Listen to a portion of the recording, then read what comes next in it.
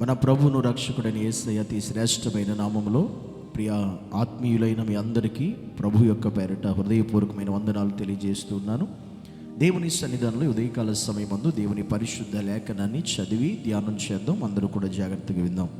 యెషయా గ్రంథము 29వ అధ్యాయము 14వ వచనం. కాగా నేను మరలా ఈ జనుల ఎడల ఒక ఆశ్చర్య కార్యము జరిగింతును, బహు ఆశ్చర్యముగా జరిగింతును. వారి జ్ఞానుల జ్ఞానము వ్యర్థమగును, వారి బుద్ధిమంతుల బుద్ధి మరుగైపోవును. దేవుడు తన ప్రజలతో మాట్లాడుతున్న విషయం, నేను మరలా ఈ జనుల మధ్య ఒక ఆశ్చర్య కార్యం జరిగిస్తాను, అది బహు ఆశ్చర్యకార్యముగా నేను జరిగిస్తాను. అప్పుడు జ్ఞానుల యొక్క జ్ఞానం వ్యర్థమైపోద్ది, బుద్ధిమంతుల యొక్క బుద్ధి మరుగైపోద్ది అని దేవుడు సెలవిస్తూ ఉన్నాడు. మనం నమ్మినటువంటి దేవుడు గొప్పవాడు, ఆశ్చర్యకరుడు అని ఆయనకి పేరు. ఆశ్చర్యకరుడైనటువంటి దేవుడు చెప్తున్న మాట ఏంటో తెలుసా? నేను మరలా ఆశ్చర్యకార్యము జరిగిస్తాను, అది కూడా బహు ఆశ్చర్యకరముగా జరిగిస్తాను. అప్పుడు జ్ఞానుల జ్ఞానం పనికిరాదు, బుద్ధిమంతుల బుద్ధి మరుగైపోద్ది అన్నాడు దేవుడు. ఈ లోకలు అనేక మంది జ్ఞానులు అనుకునేవారు ఉన్నారు, బుద్ధిమంతులం అనుకునేవారు ఉన్నారు.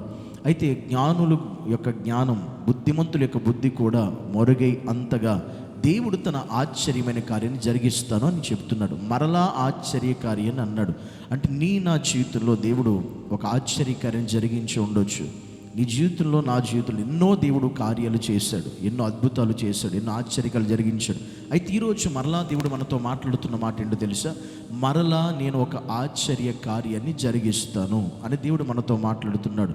ఈరోజు ఈ మాట దేవుడు మనతో మాట్లాడుతున్నాడంటే ఖచ్చితంగా ఆయన మాట నిరర్ధకము కానేరదు. మరలా అంటే నీ జీవితంలో మరొక ఏదో ఒక ఆశ్చర్య కార్యము దేవుడు జరిగించబోతున్నాడు అని అర్థం. ఆమేన్. దేవుని సన్నిధిలో నువ్వు నమ్మితే దేవుని వాక్యం సెలవించిన రీతిగా మరలా ఆయన ఒక ఆశ్చర్యమైన కార్యం నీ జీవితంలో, నీ కుటుంబంలో ఆయన జరిగించబోతున్నాడు. అది కూడా బహు ఆశ్చర్యకరముగా జరిగించబోతున్నాడు. అప్పుడు దేవుని ఎదుట మేము జ్ఞానులు అనుకున్న వారి యొక్క జ్ఞానం పని చేయదు, మేము బుద్ధిమంతులు అనుకున్న వారి బుద్ధి మరుగైపోతుంది ఆయన చేసే కార్యం ఎదుట, ఆయన చేసే అద్భుతం ఎదుట. కనుక ఆశ్చర్య కార్యాలు జరిగించేటువంటి దేవుని ఎదుట మనం ఉన్నప్పుడు ఆయన చేసే ఆ ఆశ్చర్య కార్యము కొరకే మనం ఎదురు చూసేవారమై ఉండాలి. కనుక దేవుడు ఈరోజు నీతో మాట్లాడుతున్న అద్భుతమైన మాట, మరలా దేవుడు ఒక ఆశ్చర్య కార్యాన్ని నీ జీవితంలో జరిగించబోతున్నాడు. అది ఏంటి అనేది దేవుడు అది జరిగించినప్పుడు నీకు ఖచ్చితంగా అర్థమవుతుంది. ఈ మాటను వింటూ ఉన్నావంటే నీ జీవితంలో దేవుడు ఆ కార్యం జరిగించబోతున్నాడు అని అర్థం. దేవుని వాక్యం నువ్వు నమ్మితే నువ్వు దేవుని మహిమను చూస్తావు అని వాక్యం సెలవిస్తూ ఉంది. కనుక దేవుడు నిత్యముగా ఈ వాగ్దానం ఈరోజు వింటున్న ప్రతి ఒక్కరి వ్యక్తిగత జీవితంలో కూడా, ప్రతి ఒక్కరి యొక్క కుటుంబ జీవితంలో కూడా ఈ ఆశ్చర్యమైన కార్యము మీ జీవితంలో దేవుడు నిశ్చయముగా జరిగించి నెరవేర్చి స్థిరపరచునుగాక. ఆమేన్. పరిశుద్ధుడైన దేవా, సర్వోన్నతుడా, శక్తిమంతుడా, పరిశుద్ధాత్మ తండ్రి, నీ సన్నిధిలో నేను మరలా ఒక ఆశ్చర్యకరం జరిగిస్తున్నావు. ఈ వాగ్దానం, ఈ మాట ఈరోజు వింటున్న ప్రతి బిడ్డ జీవితంలో కూడా మీరు జరిగించమని ప్రార్థిస్తున్నానయ్యా.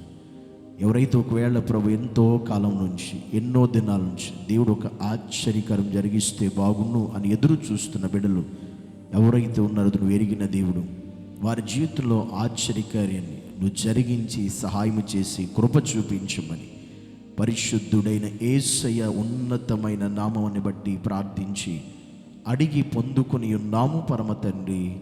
ఆమేన్.